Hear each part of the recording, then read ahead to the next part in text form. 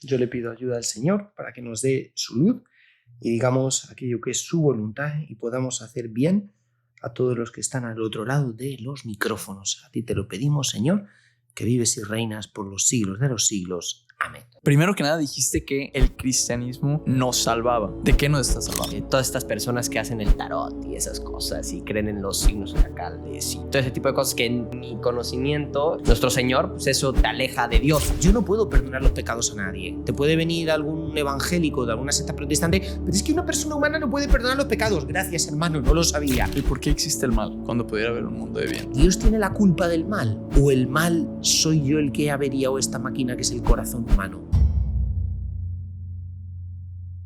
Hola, ¿cómo están? Bienvenidos a su podcast en el que hablamos de negocios, inversiones, emprendimiento, política, teorías conspirativas, básicamente la vida cotidiana. Yo soy Nacho. Yo soy Leonardo, así que empecemos con este podcast. El día de hoy tenemos un gran invitado, un invitado que tenía muchas ganas de conocer, soy fan de su contenido, no te lo había dicho tampoco a él, pero vamos a platicar de cosas extremadamente importantes, pero primero que nada, Valentín, o bien conocido como Cura de Toledo, ¿cómo estás? Muy bien, muchísimas gracias y estáis aquí en vuestra Muchas casa, gracias. chicos. Saludamos. ¿Cómo estás? ¿Bien? Bien, genial, disfrutando. Qué bueno, como debe de ser. Padre, para los que no te conozcamos como tal, no sé si nos puedas decir en muchas o pocas palabras. Bueno, pues soy sacerdote de la diócesis de Toledo, vivo en la ciudad de Toledo, la ciudad más bonita de toda España, con el segundo casco antiguo más grande de Europa, entonces vivo feliz. Y ahora pues no soy un padre, digamos, que esté dedicado a una parroquia, sino que me encargo de la formación de los futuros seminaristas como secretario de estudios de nuestro Instituto Superior de Teología. Y luego durante años he estado estudiando Biblia en Roma, en Jerusalén, y soy profesor de Sagrada Escritura. Y también a través de las redes sociales pues intento divulgar un poquito la palabra de Dios, que no se quede solo en una clase confinada, sino que llegue a todo el mundo. Padre, ¿en qué momento te nació esta vocación, esta pasión por ejercer y ser sacerdote? No sé si nos puedes platicar un poquito de la historia. Bueno, sí, con 13 años. O sea, siendo un niño, literalmente. O sea, los niños aquí siempre quieren ser jugadores del Real Madrid y cosas por el estilo. Y yo, pues nunca desde eso. Yo siempre quería ser sacerdote. No sé cómo se dirá por allí, por México, pero aquí se llaman monaguillos a los chavales que ayudan al altar, al sacerdote. Entonces, yo desde siempre pues estuve muy cercano a la parroquia, colaborando con la parroquia y sirviendo en el altar. Y entonces, rápido nació en mí el deseo de algún día poder ser sacerdote. Y apenas con 13 años me vine al Seminario Menor de Toledo. Allí estudié todo lo que es la educación secundaria y luego ya en el momento oportuno pues di el paso a la educación superior, es decir, a los estudios universitarios de filosofía y teología, que los realicé aquí. Luego después hice también un máster en cuestiones de diálogo, filosofía, teología y finalmente pues luego completé con estudios de Sagrada Escritura en Roma y en Jerusalén, pues aprendiendo estas cosas rarísimas del hebreo, el griego, el arameo, estas lenguas extrañas, también la arqueología, todo lo que es la cultura material de la época de Jesús, para así poder interpretar bien el texto bíblico. Y de ahí nació también un poco el deseo de las redes sociales. ¿Por qué? Pues porque al final disfrutaba tanto y me causaba tanta pasión lo que yo explicaba, que digo, esto no se puede quedar simplemente en una clase, porque al fin y al cabo la gente que asiste a clase pues no deja de ser un puñadito de gente, mientras que redes te permite pues que cualquiera pueda acceder a este contenido. Padre, me gustaría saber y profundizar un poquito más acerca de ese escenario cuando empiezas a sentir ese propósito, esa misión por seguir este camino que llevas ahorita. Creo que cualquier persona, empresarios, líderes, tienen este sentido o algo que te dice vas por buen camino o ve por aquí. Bueno, es muy raro, fíjate, para quien no tenga fe es raro, o sea, porque quien no tiene fe interpreta la vocación o llamada a desempeñar una actividad en la vida como algo que a ti te apasiona y te empuja desde atrás. Por ejemplo, me encanta la medicina y parece que hay una fuerza que me está empujando para ser médico o para ser maestro, pero en nuestro caso no es algo tan natural, sino más bien sobrenatural. O sea, yo cuando voy a la oración y todos los días procuro hacer 2 horas de meditación antes de liarme a mi trabajo cotidiano de profesor, pues me pongo delante de Jesucristo con la palabra de Dios y digo, Dios es mi amigo. Y entonces tienes como el impulso de poderte entregar por completo y consagrar por completo toda tu vida a Dios. pero no es una idea. O sea, notas a Dios como muy concreto. O sea, yo estoy con vosotros, Leo, Nacho. Es que yo a Dios lo veo casi, o sea, con igual de real. No voy a decir el casi, más real. Entonces, cuando estoy delante de él, rezando en una iglesia, delante del sagrario, digo, Dios mío, que estás ahí, que ahí está tu corazón, bum, bum, latiendo por amor a mí, por amor a los hombres. Y entonces le entregas a él la vida con una satisfacción y una sensación de plenitud que personalmente, o sea, no conozco lo que es la palabra frustración. Sé que está en el diccionario, pero es como plenitud total de vida y muy bonito. ¿Quiere decir que no dudas? Bueno, de sacerdote jamás, de seminarista pues tuve mis momentos, pero dudas realmente no tuve. Tuve miedo, eso sí, pero el miedo no es lo mismo que la duda. Y al final el miedo se vence peleando y yendo hacia adelante. Y feliz, muy feliz. Me da gusto escuchar eso, padre, y digo, mucha gente que sienta esto y no sepa por dónde empezar, yo creo que en tu canal y en tu perfil pueden encontrar un amigo, un aliado, Eso es. con el cual puedan acercarse a Dios. Padre, escribimos algunas preguntas, digo, sobre temas para empezar a platicar, dudas que yo tengo las mías, Leo tendrá las suyas acerca de Dios, porque creo que es algo que, yo te platico un poquito mi historia. Yo, mi hogar no extremadamente católico, pero católico, o sea, misa los domingos, como debe de ser, con nuestras obligaciones de la iglesia. Me separé por ignorancia y por creer en otras cosas. Y uno lee un libro y, uy, este es el bueno, pero la Biblia ni siquiera la tocaba. Y que ahí ya la estoy leyendo justamente y estoy aprendiendo muchísimo. Y me alejé mucho de Dios. Hace poco decidí otra vez reencontrarme, empecé a leer la Biblia, empecé a hacer las meditaciones de San Ignacio de Loyola. Y es algo que me ha cambiado completamente la vida. Hasta la cara a uno le cambia cuando se acerca a Dios genuinamente. Y te quiero preguntar, padre, ¿cuáles dirías que son las consecuencias para las personas que no aceptan a Dios? Bueno, yo siempre digo que no aceptar a Dios pagas un peaje. O sea, nuestra cultura le ha dado la espalda a Dios y ha cambiado al Dios del cielo por un paraíso intramundano. Ya no hay esperanza trascendente, todo se queda aquí.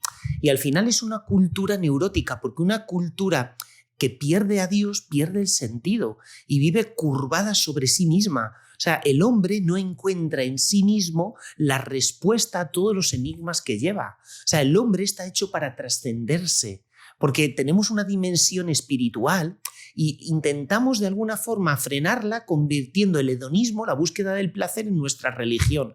Pero al final, de reprimir la dimensión espiritual, que es natural al hombre. O sea, la religión no es un adorno ni una cosa, como decía Freud, una especie de super yo introyectado por la educación que te cae encima. No, no. O sea, la religión es una dimensión natural del hombre y de frenarla terminas frustrando y frustrando la naturaleza humana, que está para trascenderse. Es que no somos meramente cuerpo, somos cuerpo y alma. Y para el hombre es natural tener un alma. Y por tanto, la dimensión espiritual es natural. Y entonces, de reprimirla, evidentemente no se deriva nada bueno. Y lo vemos hoy día. Hay una crisis de sentido. Había un gran psiquiatra, Viktor Frankl, uno de los grandes padres de la psiquiatría europea, filósofo, humanista, y él decía mucho eso, que se producen neurosis noógenas o neurosis por falta de sentido. Y efectivamente, en sociedades desarrolladas como pueda ser Europa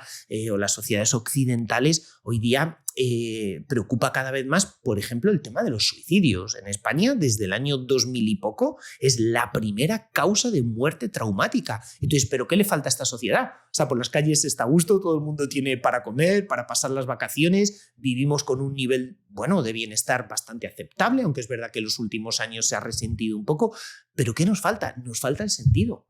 Vivimos más que nunca, con mayor comodidad, la revolución médica te proporciona prácticamente todo, pero sin embargo te falta Dios. Y que te falte a Dios te deja vacío por dentro. O sea, cerramos los ojos y sentimos una gran soledad interior. El alma está como inhóspita, como una casa donde durante 2 años no ha vivido nadie y cuando entras huele a cerrado, el ambiente está totalmente como congelado en el pasado, levantas y está todo lleno de polvo cuando entra la luz. Bueno, pues algo así están los corazones y necesitamos mucho a Dios. Pero claro, de aceptar a Dios se sigue todo lo contrario. ¿Por qué? Porque mirar, aceptar a Dios es aceptar el amor más grande que hay. O sea, Dios te ama. hasta tal punto que te ama más que cualquier amor que nosotros hayamos podido sentir en nuestra vida es nada comparado con el amor de Dios. Aquí tengo una bombilla. Eso, comparado con el Sol, no es nada. El Sol es una bomba atómica, gigante reacción nuclear. Bueno, pues es comparar el amor humano con el de Dios como comparar esa bombilla con el Sol. Entonces, de aceptar a Dios, pues es que tu vida no solo está llena de sentido, es que está llena de paz interior, está llena de alegría interior, tienes una tranquilidad enorme, sabes que no todo se termina con esta vida, eres capaz de relativizar cualquier sufrimiento por el que pasas, nada te frustra, lo encajas y sobre todo como que tu vida tiene un proyecto. O sea, no vienes del azar porque seas una especie de código genético que se ha generado por arte de quién sabe, y al final te disuelves en la nada. No, o sea, sales del amor de Dios, tu vida es un proyecto para volver ese amor grande y tienes una casa donde te están esperando. Es más, el cielo es tu casa más que la tierra que estás pisando. San Pablo le decía a los cristianos en Colosenses: Politoi magimonen tois uranois, vuestra ciudadanía está en los cielos. Yo me siento más cristiano que español. Y tú dices, ¿pero no te sientes español? Sí, requete español del Real Madrid y, joder, soy de Toledo, tío, que fue la capital del imperio. O sea, sí, pero me siento más cristiano, me siento más del cielo. Esa es mi casa. No sé, es precioso, precioso. Padre Valentín, mencionaste la falta de sentido y creo que es uno de los mayores problemas que hay en nuestra juventud para los jóvenes. Yo fui víctima de ello. Y te voy a contar un poco. Yo leí a un escritor alemán, filósofo, seguramente ya sabes quién es, a los 14 años, 15 años de edad, Friedrich Nietzsche. Escritor del nihilismo, escritor de libros como Más allá del bien y del mal. Durante esa temporada en la cual yo estaba leyendo ese libro, mi vista a la vida se volvió mucho más pesimista y perdí un poco la fe con este escritor. Entonces, y este escritor, por su rebeldía que muestra en sus libros, a veces le parece atractivo a los jóvenes. Les parece, cuando están buscando respuestas, se encuentran con Friedrich Nietzsche, se encuentran con su escritura y pueden caer en esa trampa existencial y creerse todo lo que habla Friedrich. Entonces, me encantaría saber tu opinión acerca de Friedrich Nietzsche de parte de un padre, para todos esos jóvenes que están cayendo en esos libros, en esos escritores. Sí. Bueno, Nietzsche, junto con Feuerbach, es el padre de lo que se ha venido a llamar el humanismo ateo. Lo conozco bien porque lo he leído. De hecho, el último libro que me leí es Ecce Homo, ahí al hombre, de Nietzsche, que viene a ser como la síntesis de su pensamiento. Puedes leer cualquier otro libro, pero en Ecce Homo él de alguna forma es su obra perfecta, donde prácticamente cada capítulo es el resumen de otro de sus libros. Y bien, es una síntesis buena de su pensamiento. Ahora, ¿cuál es el problema? Bueno, Nietzsche, tú lo has dicho muy bien, es rebelde. O sea, en el paraíso, Adán y Eva se rebelan contra Dios. Y Nietzsche dice, basta ya de una moral de esclavos. Hasta ahora la Iglesia te ha estado tutelando y te ha estado diciendo lo que tú tienes que hacer. Está mal matar, está mal cometer actos impuros.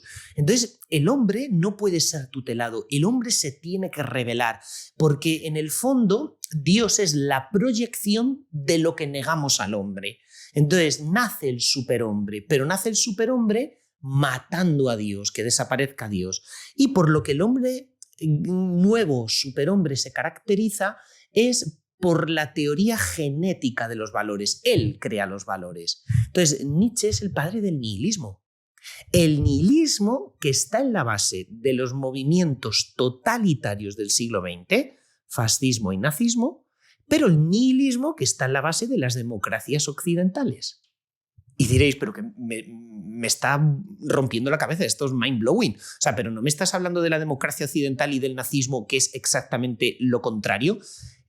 Bueno, como forma política es contraria, pero como teoría política parten de la misma idea, el nihilismo. Solo que en el caso de Alemania una persona decide lo que está bien o mal, en el caso de las democracias occidentales lo decide la mayoría. Pero al fin y al cabo se puede decidir porque no hay ningún valor. El valor lo crea el hombre. Da igual que lo creemos a nivel aritmético o que un iluminado al cual nosotros le hemos dado un poder omnímodo se encargue de decidir lo que está bien o mal. Eso jamás se ha visto en la historia de la humanidad.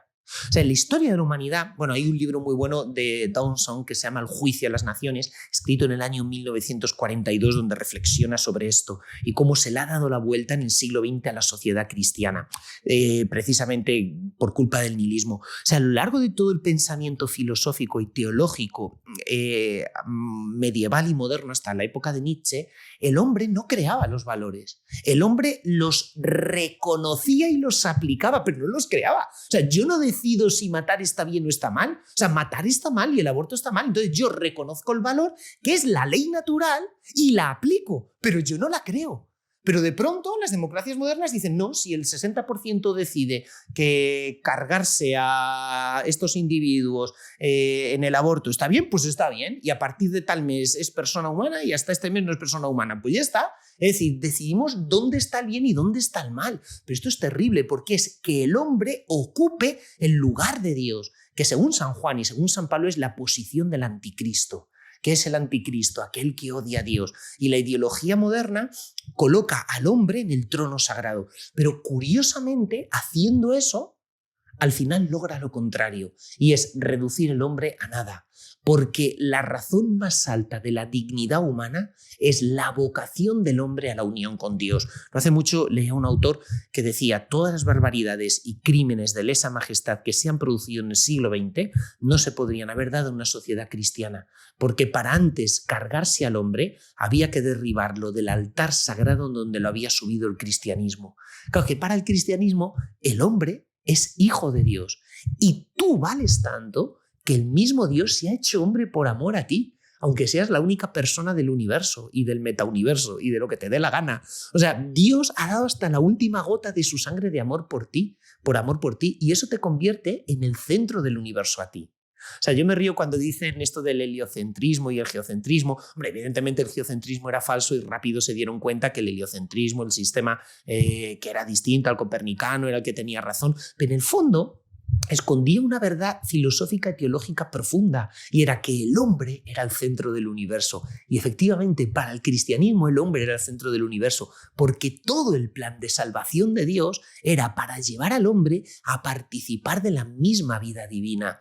Pero el problema de Nietzsche y de la filosofía del humanismo ateo es que al hombre lo deja solo, lo deja huérfano, lo deja sin padre y sobre todo lo deja despojado de toda vocación divina, porque el hombre ya es el fruto del ciego azar. El hombre solo es materia evolucionada, un puñado de células. Por tanto, el hombre no tiene valor, porque privado de dimensión espiritual, el hombre no tiene nada que lo haga especial respecto al resto de la materia.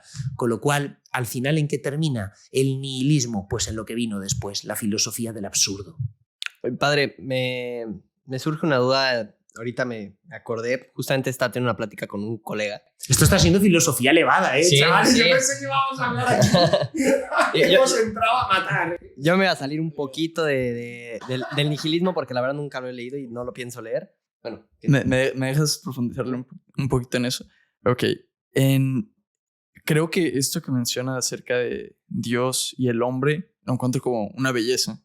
Y creo que es algo que si muchos jóvenes lo escucharan, lo encontrarían satisfactorio y aumentarían su fe en eso. Pero entonces, ¿cómo nacen estos hombres que, como Nietzsche? Bueno, pues porque hay en el corazón del hombre una semilla de rebeldía. Lo mismo que hay en Nietzsche, lo hay en mi corazón. Una semilla de rebeldía, una semilla de autoafirmarme. Pero al final es siempre la misma dinámica del pecado. O sea, el pecado me lleva a autoafirmarme y para autoafirmarme a mí mismo negar a Dios, planteando una relación dialéctica entre Dios y el hombre, cuando no puede haber dialéctica entre Dios y el hombre. Dios te ama, Dios te ama. O sea, no puede haber dialéctica entre Dios y el hombre. O sea, si Dios es más, tú eres más, porque Dios te ama. Pero esto no. La relación entre el hombre y Dios es inversamente proporcional. Si tú afirmas a Dios, niegas al hombre, porque yo no puedo decir sí al hombre. San Juan Pablo II repetía mucho una frase está en el magisterio de la Iglesia, que dice: Cristo revela el hombre al propio hombre y le descubre la grandeza de su vocación. O sea, es que para los cristianos la naturaleza humana es más importante y más grande que para alguien que sea ateo. O sea, ¿por qué los cristianos tenemos tanta ley moral? Porque para mí la naturaleza humana es sagrada. Yo no puedo quitarle la vida a nadie. Para mí, como cristiano, la propiedad de la otra persona también es sagrada. No puedo robar. La fama de la otra persona es sagrada. No puedo hablar mal de ella. Todo lo que rodea la vida humana, como incluso la sexualidad, es sagrada. Y el cuerpo es santo y templo del Espíritu Santo. No puedo hacer con él lo que quiera. O sea, la moral cristiana es consecuencia de la sublimidad con la cual miramos al hombre, porque lo miramos con los ojos de Dios, no con los ojos meramente secularizados. Es impresionante. Okay. Para acabar con el tema de Nietzsche, una última cosa que me gustaría preguntarle es, usted se encuentra, vamos a decir, con el Leonardo de 15 años, que empezó a leer Nietzsche, le empezó a gustar el tema. ¿Cómo me harías entrar en razón y dejar ese libro que igual impactó a muchos jóvenes que creen que ¿qué consejo le darías? La autosuficiencia lleva a la autodestrucción. Y Nietzsche fue una persona que padecía un cáncer. No me refiero a una enfermedad física, sino un cáncer del alma. Un alma enferma, crónica, que se iba autodestruyendo presa de su propia amargura. Hay algo que reflexiono mucho en el Apocalipsis y es que Dios parece que te lo pide todo y por eso el cristianismo es antipático, pero luego te lo da todo. Dios te lo regala todo. El demonio es al revés, te lo da todo, pero al final te lo roba todo. Y en el libro del Apocalipsis, la bestia satánica termina comiéndose y devorando a sus propios adoradores. ¿Por qué? Porque el mal se devora a sí mismo. Es terrible. Y solo en Dios hay vida. Entonces, yo le diría a un joven de 15 años, por mucha oscuridad que tú veas, por favor, dirígete hacia la luz. Sé que estás en un túnel, pero ves que al final solo hay una luz. Da pasos en aquella dirección. Yo le diría, ¿quieres de verdad aprender? Vete a la parroquia. Pregunta en tu iglesia por un grupo de jóvenes católicos que tenga una formación buena, filosófica, humanística, literaria, de espiritualidad. Estamos viviendo unos tiempos difíciles, unos tiempos de auténtica cruzada. Yo estoy convencido, y este es el título de mi siguiente libro que estoy escribiendo ahora, de que estamos viviendo en la época de la última cruzada. Y esta cruzada hay que vencerla. Está habiendo muertos por todas partes, porque la colonización ideológica no tiene precedente en ningún momento de la historia de la humanidad, tan fuerte y tan extensa como la tenemos ahora. Pero esta cruzada última es una cruzada apasionante. Entonces no te dejes arrastrar por el lado oscuro de la galaxia. Eso justamente que dices, lo de buscar un grupo de personas que piensen, bueno, como el consejo, ¿no? De buscar un grupo de personas católicas que tal vez puedas ir a platicar, desahogarte, creo que es un excelente consejo, porque te voy a decir que me pasó a mí. Yo en un momento me sentía muy inteligente y dije, en este discurso que en algún momento Leo también me llegó a plantear este famosísima frase que no sé quién lo dijo, igual ahorita me dirás, si Dios es todopoderoso no puede ser bueno y si es bueno no es todopoderoso. Y te empiezas uno a plantear estas ideas de, en tu posición de, no sé cómo lo veas, en tu posición de humano, juzgar a Dios como este tipo. Entonces, ¿por qué hay guerras? Entonces, ¿por qué muere? ¿Por qué hay personas malvadas? ¿Por qué hay personas que en nombre de Dios han hecho atrocidades? Todo este tipo de cosas. No sé qué les podrías contestar también a las personas que tienen estos argumentos. Lo hago así porque yo sé que no son argumentos de paja, porque son muy débiles, pero me gustaría que los contestaras. ¿Cuáles son los argumentos? Mira, en la psicología moderna, una de las cosas que ha revelado, y es muy cierta, es que tenemos mecanismos de defensa. Entonces, cuando yo generalmente quiero adoptar una posición moral, me tiendo a rodear de un montón de razones que la justifican. Si tú escuchas hablar a un ruso, dirás, oh, tienen razón. Si escuchas hablar a un ucraniano, tienen razón. Cada bando se rodea de cantidad de razones detrás de las cuales se atrinchera. Entonces hay veces que yo no quiero creer en Dios por lo que eso implica. Es decir, ¿por qué? Porque implica amar. O sea, es que amar a otra persona... ¿Por qué hoy día se canoniza el estado single? Jolín, porque si tú amas a una chica, pues es que eso te chupa la vida, ya no tienes vida, tienes que estar pendiente de ella, llamarla a ella, mientras que si tú eres single, eres el principio y el final de tu mundo y vives tan cómodo y tan tranquilo. Tu vida ya no empieza a girar como la luna alrededor de la Tierra en torno a otra persona, porque amar cuesta trabajo y una sociedad hedonista es una sociedad que ama, sí, pero a sí misma. y solo nos amamos a nosotros mismos. Y entonces creer en Dios cuesta trabajo. Entonces ahí viene el célebre argumento del mal. No, es que como existe el mal en el mundo, yo no puedo creer en Dios. Bueno, pero es que aquí habría que decir, tu argumento lo único que demuestra es que el mal existe, y estoy de acuerdo, pero que el mal existe no quiere decir que no existe Dios. O sea, que haya gente que no sabe matemáticas no quiere decir que no existan las matemáticas y que no estén claros los principios de las matemáticas y no haya facultades de matemáticas y buenas universidades y premios Nobel y que no exista la computación y el cálculo infinitesimal y todo ese tipo de cosas. Significa que tú no sabes matemáticas o que gran parte del mundo vive en esa ignorancia. Es que la Biblia da respuesta. Capítulo 1 de la Biblia. Dios crea el mundo. Capítulo 2. Segundo. Dios crea al hombre y la mujer. Capítulo 3. El hombre se carga el proyecto de Dios. Porque dice el capítulo 1 que cuando Dios creó todas las cosas, vio Dios que todo era tov. Tov en hebreo significa bueno, pero también significa hermoso, porque de Dios viene la bondad y la belleza. Tov, viene la bondad y la belleza. Pero nosotros lo cargamos. Es decir, ¿Dios tiene la culpa de las guerras? Yo veo las guerras que actualmente se están lidiando en la historia de la humanidad y las razones son económicas, ideológicas, nacionalistas, humanas, pero no encuentro ningún versículo de la Biblia que me defienda esas guerras. ¿Personas que pueden matar en el nombre de Dios? Sí, las hay, las ha habido y por desgracia las habrá. Pero el hecho de que mates en nombre de Dios no te acerca a Dios, al revés, te separa.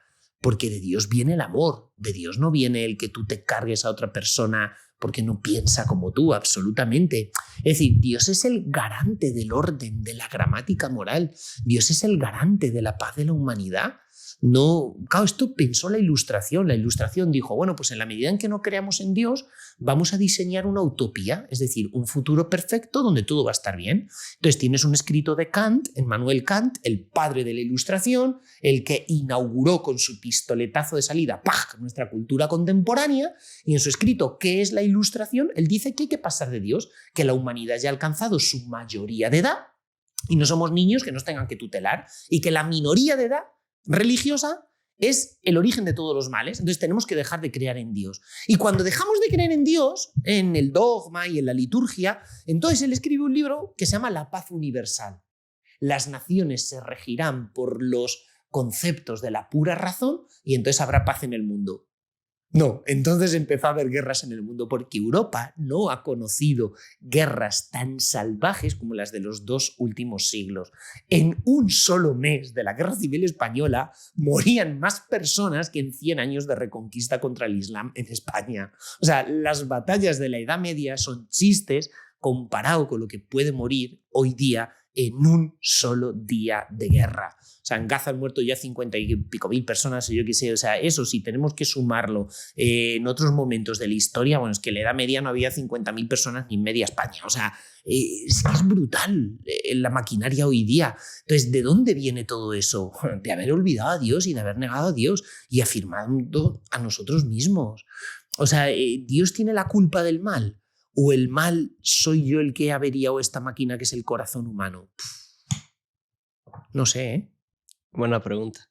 Oye, padre, una pregunta que también he escuchado mucho es la que te iba a decir de mi colega. Y es algo que yo también llegué a caer en ese pensamiento. Y es un argumento que cada vez empiezo a ver más influencers que promueven esta idea de que para estar con Dios no se necesita un intermediario, llámese iglesia. Dicen que de hecho en la Biblia viene que Dios no hay intermediario y que Dios está dentro de ti. Y bueno, yo creo que sacan de contexto mucho la Biblia. Pero no sé qué me puedas contestar para ese argumento, porque justamente hasta este colega que te estoy citando, estamos medio debatiendo y él me dijo, yo si fuera el diablo, yo crearía el catolicismo para alejar de Dios a los humanos. ¿Tú qué le contestarías? Bueno, es una idea muy propia de la New Age y del pensamiento débil actual. Es decir, Dios está más allá de mi razón. Entonces, como está más allá de mi razón y de mi capacidad para entenderlo, le puedo dar culto de la manera que yo estime oportuna. Da igual. Entonces, basta con tener cierto sentimiento religioso más allá de cualquier denominación. Pero claro, esta idea no es nueva en la historia de la humanidad.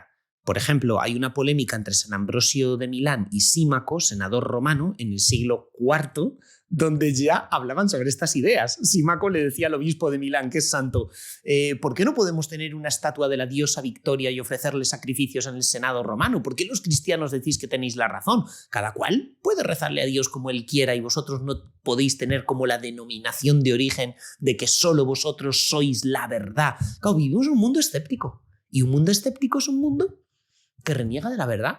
¿Por qué? Porque la verdad no la puedes conocer, está más allá de tu capacidad racional. Entonces, si Dios está más allá de tu capacidad racional, no puedes conceptualizar a Dios. Y si tú me escribes un texto diciendo Dios es esto, necesariamente está equivocado. Así funciona el soporte filosófico de este pensamiento. Pero ¿cuál es el problema? El problema se llama cristianismo. ¿Por qué? Porque el resto de religiones de la historia de la humanidad, Confucio, Buda, Mahoma, son personas que en su búsqueda de Dios se imaginan cómo puede ser Dios. Y claro, la imaginación humana pues a veces puede tener razón o a veces no. Yo, por ejemplo, no conozco México. Me gustaría visitarlo, pero no lo conozco. Entonces, puedo imaginármelo y de pronto me decís, ¿cómo te imaginas tú México? Y puedo dar un discurso de un folio, una página, diciendo cómo me imagino la Ciudad de México. ¿Puedo tener razón o puedo no tener razón? En muchas cosas acertaré, pero quizá en otras me equivocaré, porque es mi imaginación. Y así sucede con las religiones. Bien, los hombres se imaginan cómo es Dios. Entonces, puedes acertar o puedes no acertar, da igual. Pero, ¿cuál es el problema del cristianismo? Que en el cristianismo Dios se hace hombre. Entonces, no son los hombres imaginándose cómo es Dios, sino Dios en persona hablando a los hombres porque se hace hombre. Entonces, yo puedo escribir la V de verdad delante de la Biblia y decir, es que no es como yo me estoy imaginando a Dios, sino que Jesucristo dice, quien me ve a mí ha visto al Padre. Jesucristo me dice, Goei mi jodos, yo soy el camino, kaitzoe kaialitzeia, y la verdad y la vida. Y claro, entonces es el camino contrario. Por eso digo que el cristianismo es el problema, realmente. Y esto lo entendió muy bien la filosofía moderna, porque va al revés. Claro, ¿el cristianismo tiene una pretensión de verdad? Sí, porque no son mis ideas acerca de Dios, sino que Dios mismo me habla. A lo ejemplo que tratábamos antes, ¿no? Yo me puedo imaginar México ciudad y a lo mejor acierto no, pero vosotros conocéis México, ¿verdad? Habéis estado en México ciudad. Lo que me digáis va a ser verdad. ¿Por qué? Porque conocéis México, habéis paseado por sus calles, habéis respirado su aire, habéis comido su comida, habéis saludado a la gente. Claro, es verdad. Entonces, ¿nosotros por qué los cristianos vamos con la pretensión de verdad? Pues vamos con la pretensión de verdad porque Dios mismo nos ha revelado. ¿Eso quiere decir que yo sea un soberbio? No, porque la verdad del cristianismo no es fruto de mi conquista racional o de mi elucubración, sino que me la ha revelado Dios. Por eso me siento profundamente humilde, porque yo no he encontrado la fórmula de la Coca-Cola, me la han revelado. Y cuando algo te lo revelan, te sientes humilde. Yo no he aprobado este examen por lo mucho que sé, sino porque alguien me ha soplado al oído la respuesta. Y este es Dios. Entonces es el camino totalmente contrario. Y luego, ¿a Dios se le puede dar entonces culto de una forma un poquito amorfa? ¿Por qué me tengo que meter dentro de la liturgia, dentro de la iglesia, dentro de los ritos y las reglas? Pues muy sencillo, porque Dios es concreto. O sea, es que Dios no ha dicho, adoradme, soy espiritual y soy eterno. Y entonces, pues tú le adoras sin imaginártelo. Es que se ha hecho hombre, es que tiene rostro, que tiene cara, es que se ha encarnado en Jesucristo de Nazaret. Entonces, cuando en el siglo I en Palestina tú te acercabas a Jesús, te estabas acercando a Dios. Y cuando tú amabas a Jesús, estabas amando a Dios. Es que Dios se ha hecho carne. Y que se ha hecho carne es que se ha hecho concreto. Ha vivido en el valle de Zabulón, en una pequeña aldea, Nazaret. O sea, es que estaba en un lugar concreto. Y entonces Jesucristo instituye 7 sacramentos. Él, no la iglesia. Él mismo. Los sacramentos son signos sensibles instituidos por Cristo. Y como sensibles, lo que hacen es prolongar la humanidad de Jesús. Me explico. Claro, tú puedes decir, qué suerte tenía un tío que vivía hace 2000 años que podía hablar con Jesús. Ojalá me hubiera gustado a mí estar con él y no tener que ver la serie de Chosen para ver qué se sentía de estando con Jesús. Bueno, pero es que gracias a los sacramentos Los sacramentos prolongan la humanidad de Jesús. Él, antes de irse, dijo: yo estaré con vosotros todos los días hasta el fin del mundo. Y eso lo cumplen los sacramentos, porque yo en cada sacramento me estoy encontrando con Cristo. O sea, Cristo tocaba a un enfermo y lo curaba. Lo tocaba y lo curaba. Y mirar, yo soy cristiano porque puedo tocar a Cristo. Y si no lo puedo tocar, me las piro de aquí, me arranco esto y me voy. ¿Y cómo lo puedo tocar? Cuando un sacerdote me impone las manos y me dice: tus pecados son perdonados, es que Cristo me está sanando y me está perdonando. Él se lo dijo a sus apóstoles, y yo creo en la palabra de Dios. A quienes les perdonéis los pecados les quedan perdonados. Esto es brutal. Entonces, mi encuentro con Cristo, o sea, mi encuentro con Dios, tiene que ir por el camino que Dios ha trazado. Si Dios ha querido encontrarse con la humanidad haciéndose hombre, en Jesús, yo me tengo que encontrar a Dios a través de Jesús, a través de la humanidad de Jesús, a través de algo concreto, a través de algo tangible, poniendo los ojos en blanco y haciendo... podré tener una sensación de paz muy grande porque no estoy pensando en nada, pero solo me estoy encontrando con mí mismo. Chimpún, no me estoy encontrando con nadie. No me estoy encontrando con nadie, porque Dios no es una fuerza. Claro, la gente dice, es que si Dios no es una persona, si Dios es una fuerza, pues entonces, o sea, en primer lugar está ese argumento, ¿no? El de Jesús. Entonces es concreto y yo me encuentro con él a través de signos concretos, como son los sacramentos. Pero luego, en siguiente lugar, ¿Dios es una persona o una fuerza? Porque si Dios es una fuerza, entonces me encontraré con él a través de poner los ojos en blanco. Imagínate, ¿no? La fuerza Jedi, may the force be with you, pequeño Luke Skywalker. Entonces Dios es una fuerza y entonces pues yo conecto con la fuerza del universo, vete tú a saber cómo, ¿no? Pero si Dios no es una fuerza, sino que Dios es persona, Dios es personal, ¿yo qué tengo que hacer para ver a Leo y Nacho? Pues quedar con ellos hoy día en Toledo a las 4 de la tarde y me encuentro con vosotros porque sois personas, no sois una fuerza. Claro, pero es que Dios es persona para nosotros, Padre, Hijo y Espíritu Santo. Entonces el encuentro con Él tiene lugar en lo concreto. O sea, Dios es la suma de todas las perfecciones. Y si yo soy persona, ¿por qué en Dios no puede estar la perfección personal? Claro que es una perfección personal. No puede ser una fuerza, o sea, por ahí, así amorfa. No, es que es persona. Y entonces yo me encuentro con Él de manera muy concreta, muy concreta. Excelente. O sea, dirías que la iglesia... más que no es un intermediario, no es que no sé cómo explicarlo. O sea, yo sé que cuando el sacerdote da la misa, no es él que está dando la misa, sino nuestro Señor. No sé si nos puedes explicar ese tema también. Efectivamente, nosotros decimos que los sacramentos está actuando, empleamos una expresión en latín, el sacerdote actúa in persona Christi, es decir, es Cristo el que lo está haciendo. ¿Por qué? Porque yo no puedo perdonar los pecados a nadie. Te puede venir algún evangélico de alguna secta protestante, pero es que una persona humana no puede perdonar los pecados. Gracias, hermano, no lo sabía. O sea, me he leído la Biblia en griego, arameo y hebreo como 500 veces. O sea, ya sé que solo Dios puede perdonar los pecados. En primer lugar, porque el pecado es una ofensa a Dios y el único que puede perdonar es la parte ofendida. Es como si a ti te pegan un puñetazo y yo digo a otro, te perdono. No, perdona, que le tendrás que perdonar serás tú. Y el pecado es una ofensa a Dios y solo Dios puede perdonar un pecado. Yo no lo puedo perdonar. Nosotros lo que queremos es que los sacramentos, a través de los ministros, Dios actúa in persona Christi. O sea, el sacerdote no es el sacerdote, sino que es Cristo.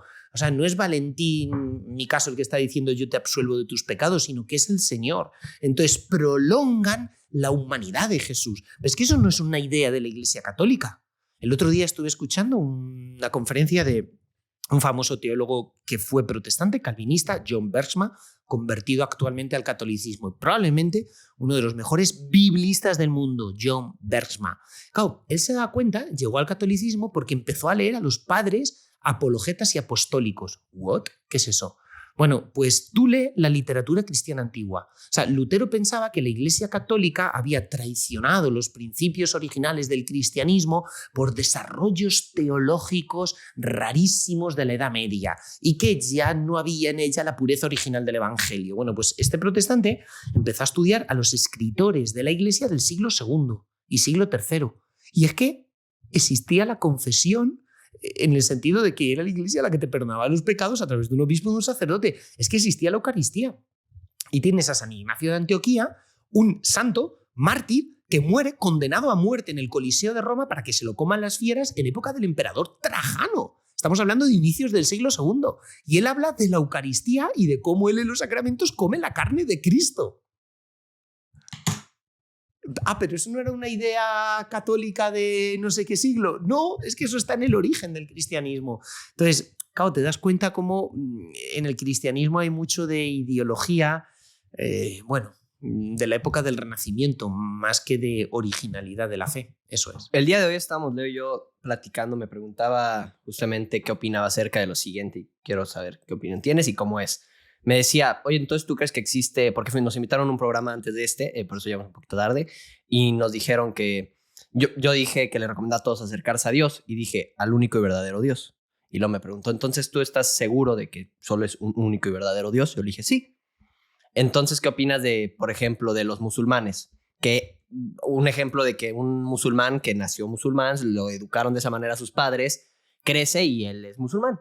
Él está condenándose a algo siendo musulmán en la siguiente vida, o él, como tuvo esas circunstancias de vida, por así decirlo. Claro. Bueno, los musulmanes hay que decir que creen en un único Dios. Alá es un único Dios. De hecho, Alá en árabe significa Dios y también en arameo. O sea, una de las cosas cuando estudié el arameo, Jesús, cuando decía la palabra Dios, en arameo es Allaha, porque arameo y árabe son primos hermanos. Entonces creen en un único Dios. Ahora bien, un único Dios, pero que no es Trinidad, Padre, Hijo y Espíritu Santo, un Dios único. Ahora, es verdad que en el Islam se intenta presentar como que Mahoma se le aparece un ángel y recibe una revelación. Pero claro, rápidamente, en la Edad Media, Santo Tomás de Aquino tiene una obra fantástica, La Suma contra Gentiles, donde polemiza también con muchas ideas que a él le vienen de filósofos islámicos como Avicena, Averroes y todo este tipo de cosas, ¿no? Entonces, claro, en el Islam hay cosas que son profundamente irracionales,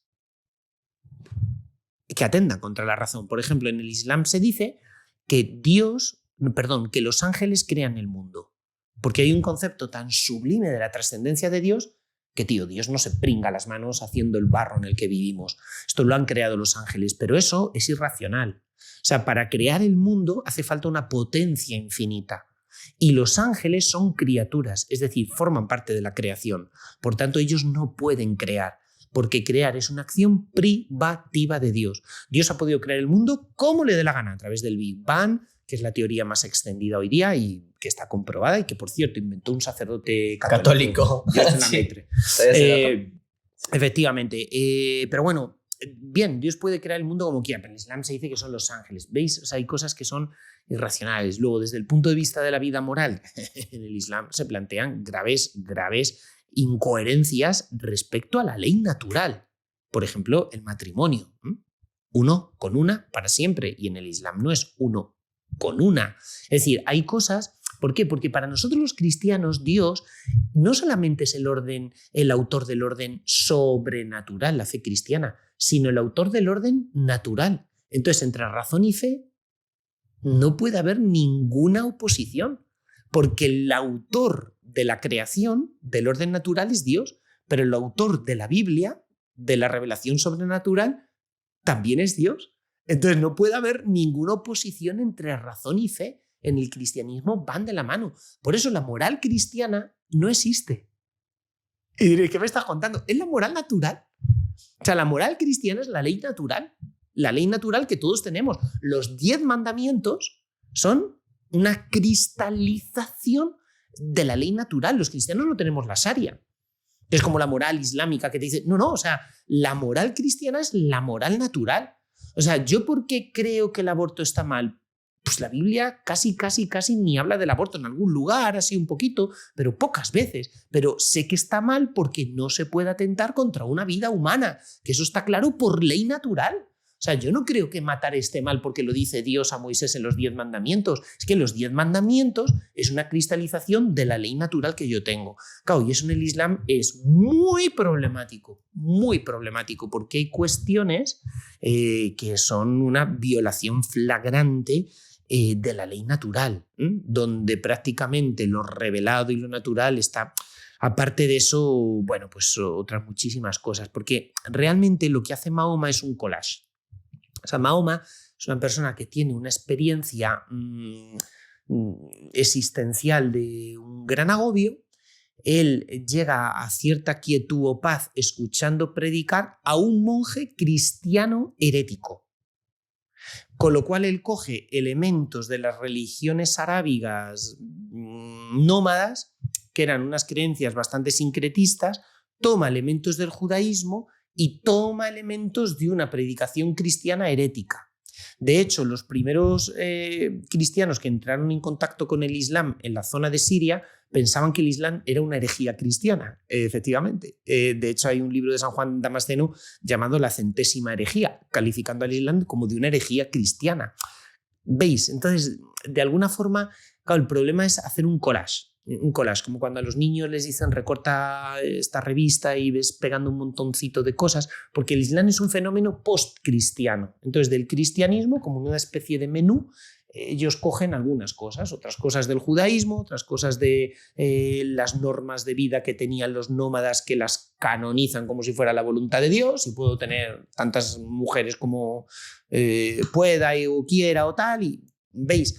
Entonces, ahora, una persona que ha nacido, a lo que voy, actualmente en el Islam es culpable y se puede condenar. Bueno, digo el Islam como puede ser otra religión. Bueno, eso solo lo conoce Dios. Me refiero, solo Dios sabe quién se condena o quién no se condena. Ni siquiera la Iglesia lo sabe. ¿Por qué? Porque eso pertenece a Dios. Ni siquiera la Iglesia ha dicho que Judas esté en el infierno, y eso que Jesucristo dijo, más le valdría no haber nacido. ¿Por qué? Porque la palabra o juicio último sobre quién está en el infierno o no, eso corresponde a la Iglesia. Sí que canonizamos santos. ¿Por qué? Porque a través de un milagro sobrenatural producido por su invocación que Dios hace, porque los milagros los puede hacer Dios por intercesión de un santo, bueno, pues puedes decir que una persona está en el cielo. Ahora bien, ¿qué digo? O sea, una persona, si se salva únicamente por los méritos de Jesucristo. Pero si es musulmán o es hindú, es por los méritos de Jesucristo. O sea, Jesucristo ha muerto en cruz por todos los hombres. Entonces, si yo me salvo, es por los méritos de Jesucristo, única y exclusivamente. Aunque no lo conozca, fíjate lo que te estoy diciendo, pero solo me puedo salvar por los méritos de Jesucristo. ¿Por qué? Porque solo Jesucristo me puede quitar el pecado. He ahí el Cordero de Dios que quita el pecado del mundo. O sea que si un musulmán se salva, se podrá salvar porque sigue la moral natural, porque procura ser fiel a su conciencia, a la ley moral natural inscrita en el corazón de todo hombre, pero si puede ir al cielo es por los méritos de Jesucristo. Ahora, ¿un cristiano lo tiene mucho más fácil para salvarse que un musulmán? Sí, porque tenemos la plenitud de los medios de salvación. Claro, o sea, yo puedo ir en barco a México, sí, pero cuesta mucho más trabajo que ir en avión. Y entonces, ¿en el resto de religiones de la humanidad hay errores? Sí, hay errores. Y como hay errores, es más difícil salvarse, objetivamente hablando. Por eso tenemos la gravedad, nosotros, de hablar de Dios. O sea, tú te puedes salvar de un infarto en mitad de un país en vías de desarrollo, sí, pero es mucho más fácil que si mucho más difícil que si ese mismo infarto pues te da en la ciudad de Madrid, donde hay un hospital en 15 minutos para donde tires. Efectivamente, claro, ¿por qué? Pues porque al final existe la verdad. Y todos estos planteamientos vienen porque negamos la verdad. Entonces, como negamos la verdad, ¿qué más da ser una cosa, ser otra? Pero es que existe la verdad. O sea, es que 2 más 2 son 4. No son ni 3 ni 5, son 4. Y como existe el orden de la verdad, yo puedo estar más cerca o más lejos de ese orden. Y esto es importantísimo. O sea, si existe la verdad a nivel biológico, ¿por qué no va a existir la verdad a nivel sobrenatural?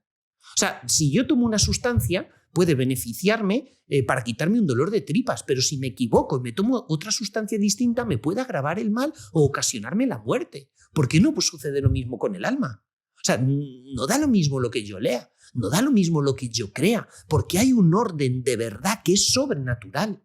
Pero el problema es que nosotros hemos reducido el concepto de verdad a lo empírico, a lo que yo veo. Pero la ciencia empírica me da las respuestas a todo. O sea, es el único método de conocimiento y la ciencia empírica marca el límite de mi conocimiento, es una forma de conocimiento, pero no es el límite del conocimiento. Claro. Entonces, ¿qué significa? Que hay verdades sobrenaturales y que esas verdades, cuidado con ellas. ¿Por qué? Pues porque no da lo mismo ser cristiano que ser musulmán. Es que en el campo de Dios hay cosas que son verdad y cosas que son mentira de Dios. Y los musulmanes pueden creer cosas de Dios que son mentira. No, pero entonces ¿qué más da ser? No, es que eso que creen de Dios es mentira. Es que Dios no es así. Porque Dios se nos ha revelado y nos ha dicho de sí mismo otra cosa que es totalmente distinta. O porque eso que están diciendo de Dios va en contra de la razón natural, amigo. Y Dios es autor del orden natural. Padre, me nacieron 2 preguntas. Bueno, varias, pero voy a hacer 2. Primero que nada, dijiste que el cristianismo nos salvaba. ¿De qué nos está salvando? Esa es muy buena. Si algo me está salvando es porque yo estoy a punto de morirme. Efectivamente. Por ejemplo, en la filosofía moderna, de la Ilustración en adelante, el pecado original de la humanidad es la ignorancia. Y entonces el enciclopedismo, que es ese movimiento con el que arranca la cultura contemporánea, pretende salvar a la humanidad de su pecado original, que no es otro que la ignorancia. Bueno, ya vemos que es mentira, porque jamás hemos estado tan bien informados y, sin embargo, haciendo las cosas tan mal. ¿Por qué? Pues porque al final la modernidad ha olvidado una cosa que dice la Biblia en el libro de los Proverbios: nada hay más enfermo que el corazón del hombre. Y el problema no es solo la cabeza, el problema es algo que tenemos más bajo de la cabeza, que es el corazón, y que tiene un veneno de muerte. Y es que esta es una de las primeras verdades de la Biblia. O sea, Rousseau y otros filósofos modernos decían que el hombre era bueno por naturaleza. Hobbes, otro gran filósofo inglés, decía que el hombre era malo por naturaleza, y así el francés y el inglés pensaban diametralmente opuestos. Y eso eran todos los relatos de la modernidad. ¿El hombre qué es? ¿Bueno por naturaleza o malo por naturaleza? El pensamiento cristiano y la antropología cristiana es realista. El hombre no es ni bueno ni malo, el hombre es libre. Y puede ser muy bueno, y conozco personas en las cuales yo veo a Dios porque son pura bondad, y hay personas en las cuales ves al demonio porque su corazón está corrompido. Entonces, la Biblia, en el 3er capítulo, prácticamente en la 3ª página, te empieza a hablar de cómo en el corazón humano anida el pecado, que no es otra cosa sino que nos amamos más a nosotros mismos que a Dios, y nos encerramos en nosotros mismos, en nuestra autosuficiencia, no vemos más allá de nuestras necesidades. Claro, ¿y por qué necesito entonces la salvación? Claro, es que yo necesito un redentor que me salve, que me redima, pero solo me puede redimir alguien que me salve desde fuera. La filosofía moderna se presenta como la salvadora del hombre, el hombre autorredimiéndose a sí mismo. Pero es que tú no te puedes salvar a ti mismo, tú estás enfermo. ¿Te puedes operar a ti mismo? Imposible. Necesitas un médico que coja un bisturí, que te duerma y que hagan contigo lo que tengan que hacer, pero tú en una operación no eres consciente de nada porque te salvan. Y si eso pasa a nivel biológico, ¿cómo no va a pasar a nivel espiritual? Pero ¿cómo me voy a salvar a mí mismo? Yo muchas veces, no sé, recuerdo un día hablando con una chica: ay, padre, yo estoy en el fondo de un agujero enorme. Sí, hija mía. Y sé que en el fondo la única que él me puede ayudar a mí misma soy yo. Digo, pues mira, si estás en el fondo de un agujero, o te tiran la cuerda desde fuera y tú te agarras a ella, ahí sí, o tú no vas a salir del fondo de ese agujero. Entonces los cristianos sabemos que necesitamos un redentor, que el hombre no se puede salvar a sí mismo, que el hombre no se puede redimir a sí mismo. Llevamos 3 siglos de historia de pensamiento filosófico renegando de Dios, y yo no veo que el hombre se esté salvando a sí mismo, sino que se está yendo a la papelera, pero vamos, por correo urgente. Y ese es el problema, que el hombre no se salva a sí mismo, que no nos redimimos a nosotros mismos, que necesitamos un salvador de fuera. De hecho, el título que más aparece de Jesús en el Evangelio de San Lucas, por poner un ejemplo, es Soter, en griego, Soter. Qué bonito, Soter es Salvador. Y Jesucristo viene en los Evangelios a traer el don de la sotería. Sotería es la salvación de ese mal radical que anida en el corazón humano, que es el pecado. Pero Dios aparece siempre haciendo lo mismo. Antiguo Testamento, el pueblo de Israel sometido al faraón en Egipto. El pueblo no se puede liberar a sí mismo, es Dios quien libera al pueblo, es Él el que te saca. Porque en el fondo necesitamos una nueva creación y solo Dios puede crear. Ok, increíble. ¿Quieres hacer tu sueño? Sí. ¿Cuál es la verdad acerca de la religión que más trabajo le cuesta a la gente aceptar? Lo que más te afecta, es decir, lo que tiene que ver con tu relación con Dios. O sea, ¿qué me cuesta aceptar? Por ejemplo, que en el corazón humano hay una gramática y una gramática moral. ¿Por qué esto está bien o por qué esto está mal? ¿Por qué no puedo hacer lo que a mí me da la gana?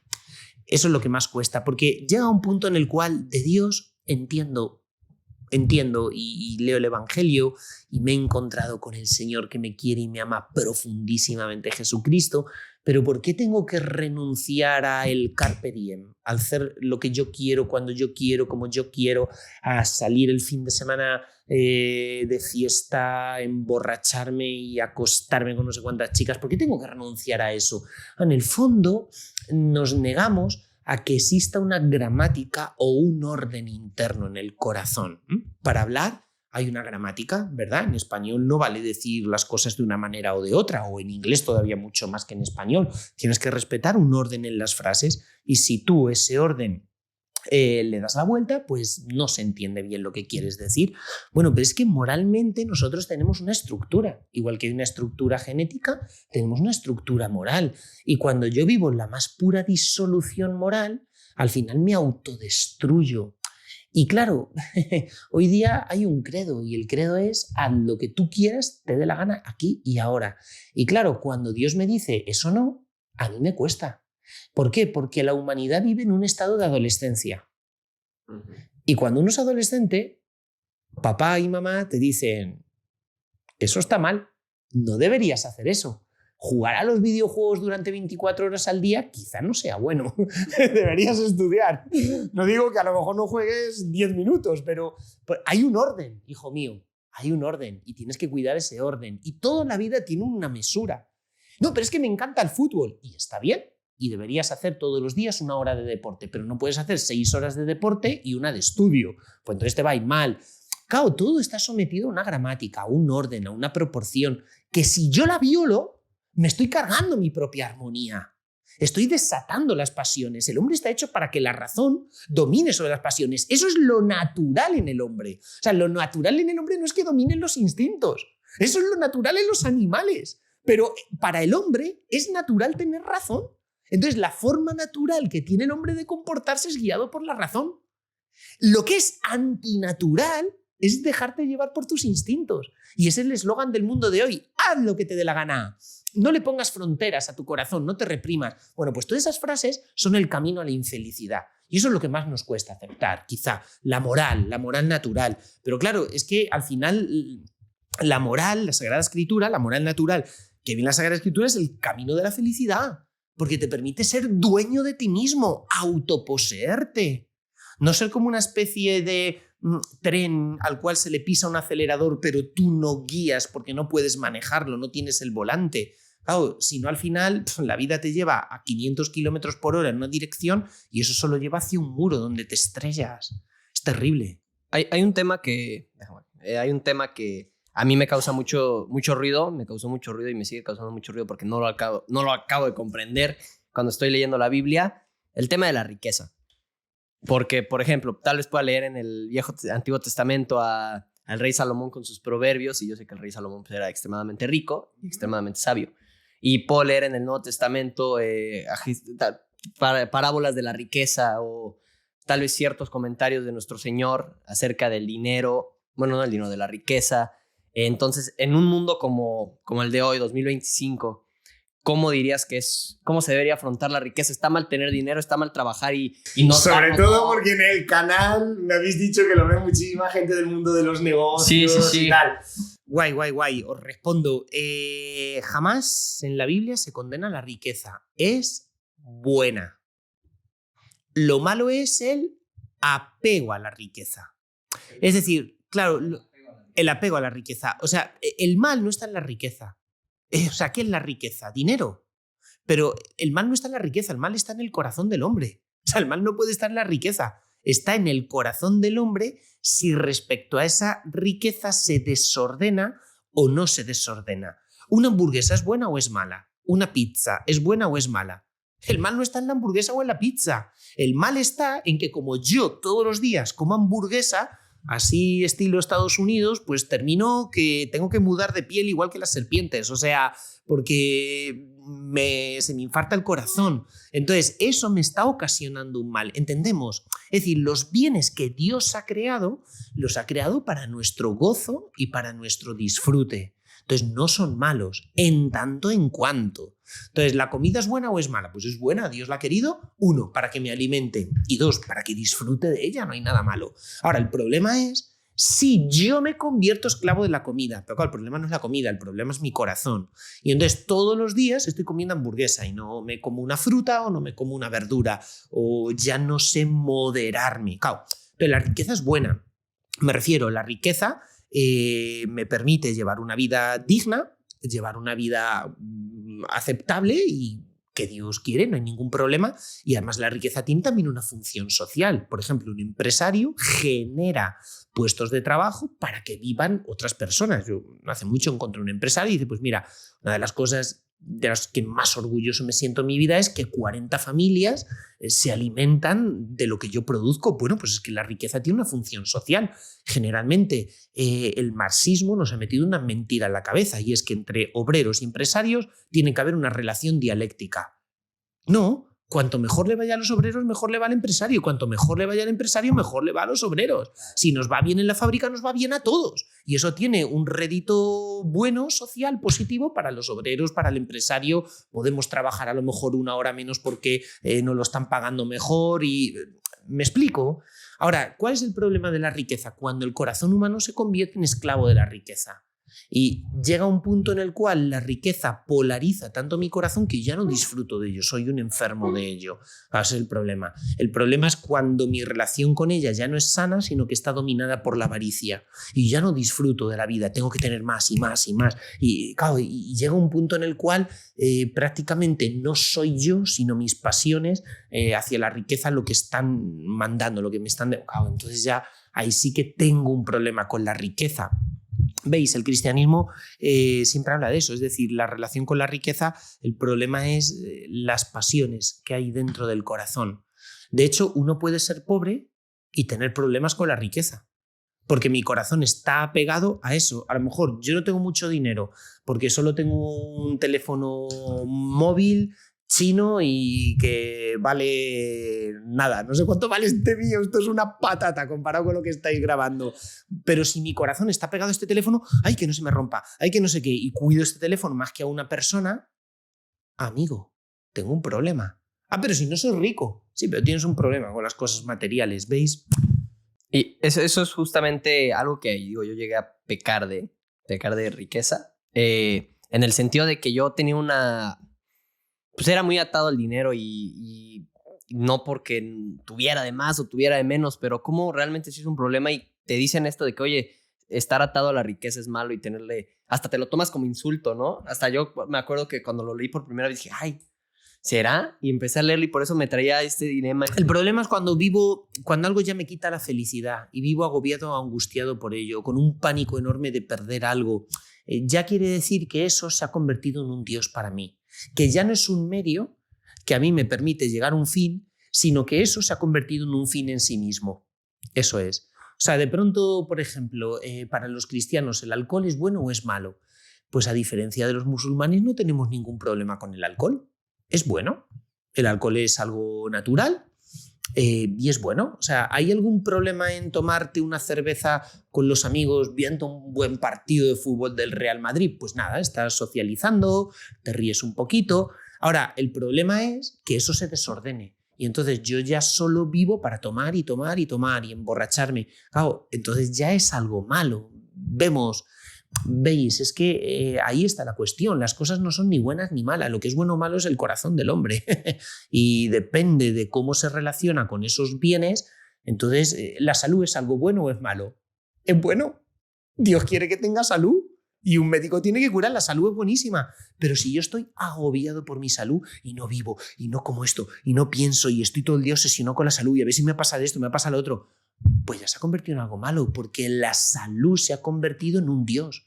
Ya no es un medio o el físico. O sea, tener un físico bueno ¿es algo bueno o es algo malo? Pues algo bueno. Si tenemos que tener un físico bueno, pues intenta hacer deporte, no comas muchas grasas, pero eso está bien. ¿Por qué? Porque tú tienes que cuidar tu salud. Y estado la salud la tienes que cuidar, no la puedes arruinar. Ahora, si eso se convierte ya en un ídolo que prácticamente solo vivo para mirarme al espejo cada 5 minutos, pues tienes un problema, evidentemente. O salgo con los amigos y no puedo comerme unas patatas fritas riéndome un rato porque me va a pasar no sé qué si me las como, pues ya tienes un problemita, macho, ¿sabes? Siempre es en tanto en cuanto. Eso lo decía mucho San Ignacio, ¿no? El tanto en cuanto. Hay un orden racional. Hay un orden racional. Y la razón tiene que estar por encima de las pasiones. Y la salud, el dinero, todo este tipo de cosas son buenas. Son buenas si están dentro de un orden. Pero cuando se convierten en un dios, entonces ya no disfruto, ya solo vivo para eso. Para ese dios. Polariza todas mis energías, toda mi vida. No veo más allá de eso. Entonces ya tengo un problema. Y oye, padre, de los homosexuales, ¿qué pasa con ellos? A ver, te voy a decir mi opinión muy personal. Yo creo que una persona no nace homosexual.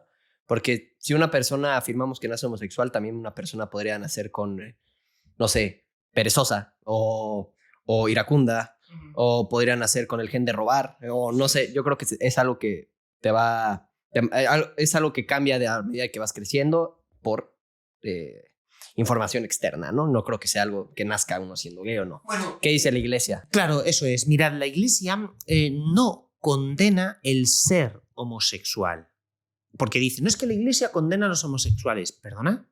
O sea, yo daría mi vida por una persona homosexual. Daría mi vida. O sea, porque Jesucristo la daría. O sea, a nadie condena a la iglesia por eso. Otra cosa es vivir o comportarse contra la moral natural. Ah, amigo, eso ya es otra cosa totalmente distinta. Y eso yo no lo puedo bautizar. Eso yo no puedo decir que sea bueno. Entonces hay una diferencia entre el ser y el comportarse.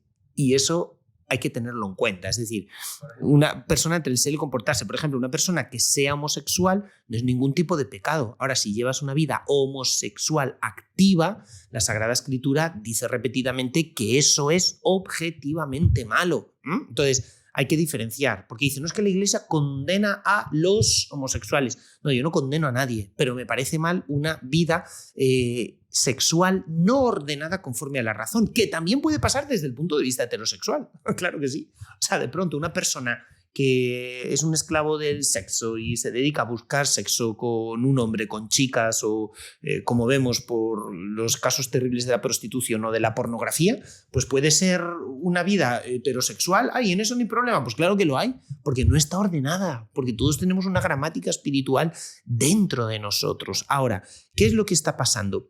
Que el profeta Isaías dice: llegará un día en el cual a lo negro se le llamará blanco y a lo blanco se le llamará negro, que es el relativismo moral. Hoy día se nos ha roto la brújula, ya no hay referencias morales, no hay ni bien ni mal, fruto del nihilismo de Nietzsche, que lo estábamos diciendo antes. Entonces, claro, ya no sabemos dónde está el bien y dónde está el mal.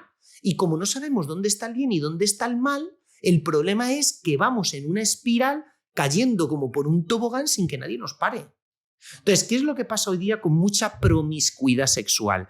Pues que hoy día, de pronto, como tienes que disfrutar de tu cuerpo y haz lo que te dé la gana, pues las personas se inician en la práctica sexual con 13 o 14 años, mantienen sus primeras relaciones, generalmente heterosexuales, pero una persona ya con 30 años quiere empezar a probar otras cosas.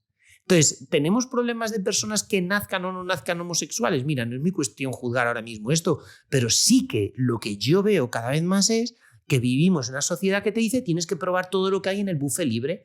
Y como llevo manteniendo relaciones sexuales desde los 13 años, al final el sexo se convierte como una droga. Y cuanto más droga tomo, el cuerpo genera más tolerancia y necesito mayores dosis de droga para volver a sentir lo mismo. Entonces ya no simplemente es un chico con una chica, sino voy a probar todas las posturas que pueda haber. Y ya no solo una chica, sino 2 chicas. Vamos a probar un trío. Y si un trío no sale, pues vamos a probar probar con una persona de otra edad, o si no, voy a probar ahora con un chico, voy a probar no sé qué, porque al final es ir teniendo cada vez un mosaico mayor de experiencias, como si recolectar experiencias de todos lados me hiciera tener una vida llena, y lo que estoy haciendo es destruir mi vida por completo. Entonces, ¿por qué hoy día hay una valoración tan positiva de la homosexualidad? Porque no hay ninguna gramática moral, porque ves prueba, ves experimentando, y entonces cada vez se van inventando más cosas, y lo del género fluido pues ya ni te cuento. Ya ni te cuento, es que ya no sé ni lo que soy, pero claro, es que al final, ¿qué es lo que pasa cuando doy muchas vueltas? Que me mareo y me caigo al suelo. Entonces, si no tengo un norte moral, si no tengo una referencia, si no tengo la ley natural delante de mis ojos, empiezo a dar vueltas por un lado para otro, por un lado para otro, y al final me caigo, me mareo. Y es lo que pasa, ya no sé dónde está el bien y dónde está el mal, y ya no sé lo que es quererme a mí o querer a la otra persona. Ahí es terrible. Y hay una falta de consideración de una virtud de la cual siempre hemos hablado, que es la virtud de la templanza. Y parte de la virtud de la templanza es la castidad. Mirad, San Juan Pablo II decía que amar a una persona, a otra persona, es donarse. El amor es autodonación, que yo me doy, yo me dono a la otra persona. Pero para yo donarme a la otra persona, primero me tengo que poseer. Porque no hay autodonación si antes no hay autoposesión. Entonces, es una cultura hoy día que es incapaz de amar. ¿Por qué duran tan poco los matrimonios? ¿Por qué duran tan poco las relaciones?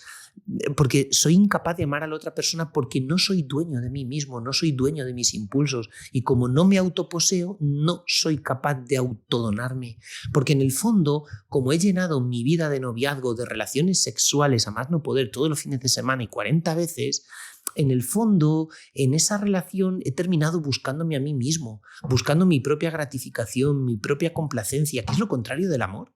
O sea, cuando tú quieres a una persona, lo que buscas es hacer feliz a la otra persona. Pero a través de todo este tipo de relaciones, lo único que busco es autogratificarme a mí mismo, reduciendo el sexo a algo lúdico, en vez de ser expresión de mi propia entrega. Es terrible. Porque es darle la vuelta al amor, tío. Yo tengo entendido que, digo, como católicos, nuestro propósito debería ser vivir lo más similar a como vio nuestro Señor Jesucristo. Obviamente es muy complicado lograr ese ideal porque una humildad como nunca va a haber y como nunca ha habido. Y también hace 2000 años, pues las cosas que hay hoy pues eran muy diferentes a las que había hace 2000 años, ¿no? Digo porque en la Biblia...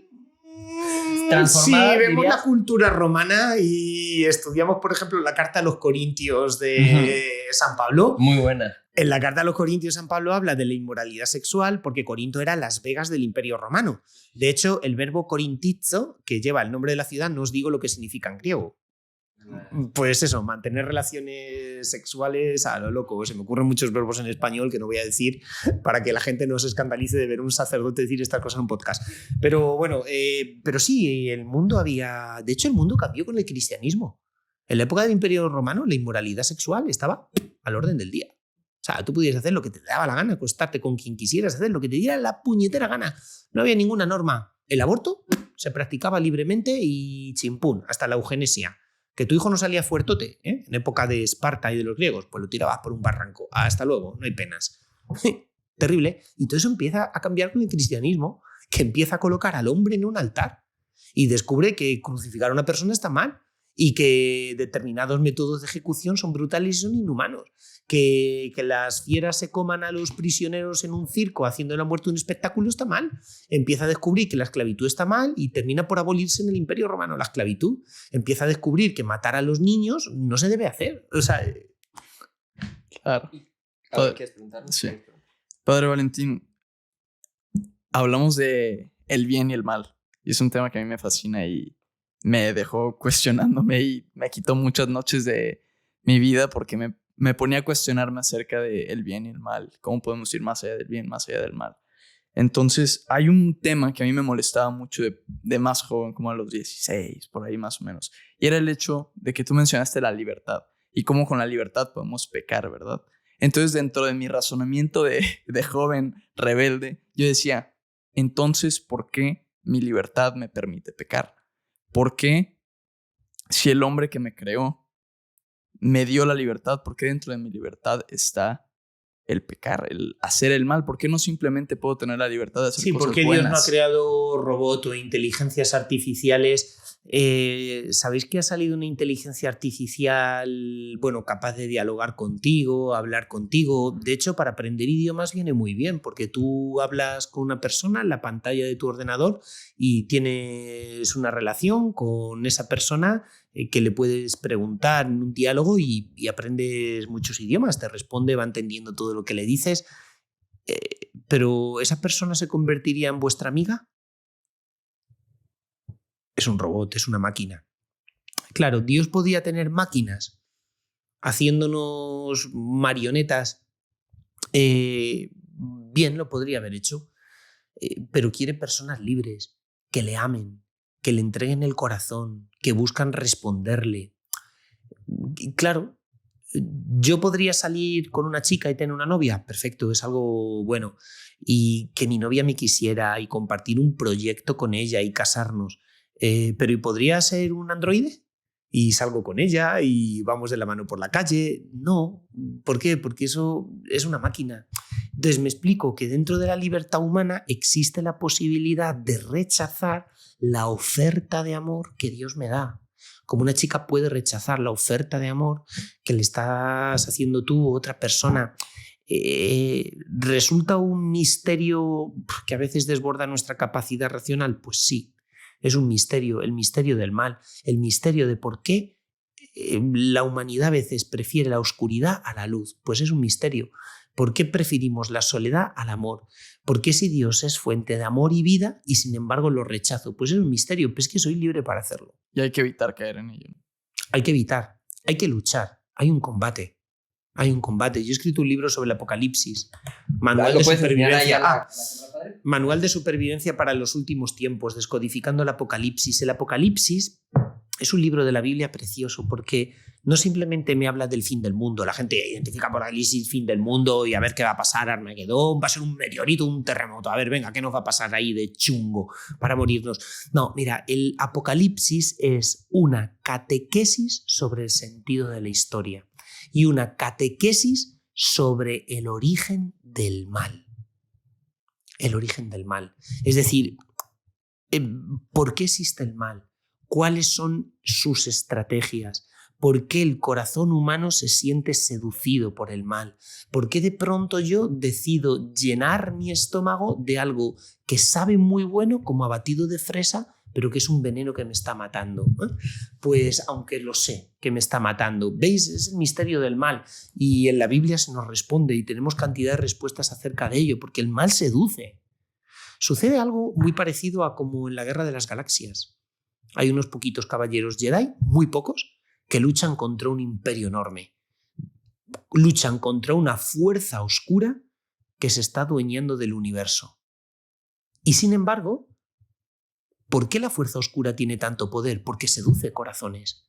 O sea, hay una batalla espiritual en nosotros, una batalla enorme, una batalla épica, una batalla que cualquier batalla de la historia de la humanidad es un chiste comparado con la batalla que vivimos dentro de nuestro propio corazón, entre la luz y la tiniebla, entre el bien y entre el mal. Padre, ¿y por qué existe el mal cuando pudiera haber un mundo de bien? Bueno, lo que nosotros... Claro, el mal no es una fuerza. El mal es una persona. El mal nace de una voluntad torcida, porque Dios todo lo ha hecho bueno. Pero sabéis que nosotros creemos en Dios creador de todo. Decimos en el credo lo visible y lo invisible. La creación visible la vemos ante nuestros ojos, es el mundo, es el cosmos y somos nosotros. Pero también hay parte de creación invisible, el alma y los ángeles. Con la creación invisible son inteligencias puras, los ángeles, que pueden decidir amar a Dios o rebelarse contra él. Porque lo que decíamos antes, la amistad no se puede imponer a nadie. O sea, yo a nadie le puedo obligar a ser mi amigo. O sea, yo te puedo decir, mira, soy Valentín y te quiero mucho. Pero si tú dices, mira, cura, que te den por ahí, que me cae fatal, pues ya está, lo siento, tío, yo te quiero. O sea, es que no puedo obligar a nadie a quererme. Es triste, pero es así. Entonces, hay ángeles que se rebelan contra Dios. Y hay esa batalla que comienza en el mundo de los ángeles, desciende al corazón de la humanidad. Y tenemos a los ángeles caídos intentando seducir los corazones de los hombres. Y entonces, ¿yo qué hago? ¿Me dejo arrastrar por esa seducción o tengo que escoger? Dicen que el camino al cielo el camino al infierno se siente como el cielo y el camino al cielo pues, se siente como un infierno porque pues, lleva responsabilidad. Y es justo algo que te quiero preguntar porque muchas personas, incluyéndome, yo no sabía, por ejemplo, las responsabilidades, no sé si llamar a responsabilidades, obligaciones que tengo como católico o cuál debería ser mi manera de actuar. No sé, un ejemplo. Pues como tal vez como católico no deberías de ir a misa todos los domingos, ¿no? Ese tipo de cosas, como un manual, yo sé que es complicado que me resumas todo el pensar y el hacer, pero creo que esto le podría caer bien a los jóvenes por ejemplo, he conocido personas que me dicen soy católica y están a favor del aborto. Como ese tipo de cosas. ¿No? Esquizofrenia mental. Sí. Esquizofrenia es coger un buen café y echarle 1 litro de agua y al final tienes agua con sabor a café, pero no café, porque nos encanta rebajar las exigencias, nos encanta rebajar el cristianismo. O sea, en el fondo el gran drama es la secularización interna de los propios cristianos. O sea, no que nos ataquen desde fuera, sino que uno seculariza y disuelve su propia idea aceptando el pensamiento único que te está introyectando el mundo. Y yo tengo un vino bueno, denominación de origen, pero lo mezclo con Coca-Cola o con cualquier otra soda. Y ese es nuestro problema. El problema son las rebajas que hacemos. Y yo no quiero rebajas. Quiero cristianismo puro y duro, con denominación de origen. A mí nadie me engaña. Y si yo encuentro a alguien que me predica otra cosa distinta con descuentos, digo, no lo quiero, porque tú me estás engañando. Ahora, ¿el cristianismo es difícil? Sí, es que es difícil amar. O sea, volvemos al ejemplo de antes, ¿qué es más fácil? ¿Vivir single o tener pareja y casarme con otra persona? Pues vivir single es más fácil, porque tener pareja con otra persona y como tengas hijos supone no dormir muchas noches. Ahora, es una vida de realización, toma ya, muchísimo más bonita. ¿Por qué? Pues porque al final amar te realiza, aunque amar cuesta trabajo. San Juan Pablo II solía decir que la verdadera felicidad es una conquista, y una conquista no se logra sin una larga y difícil lucha. Claro, conquistar algo merece la pena, pero no te lo van a regalar, te tienes que pelear por ello. Y la vida cristiana es una vida de cielo, pero tienes que luchar y pelearte por ella. Pero es que las conquistas valen la pena.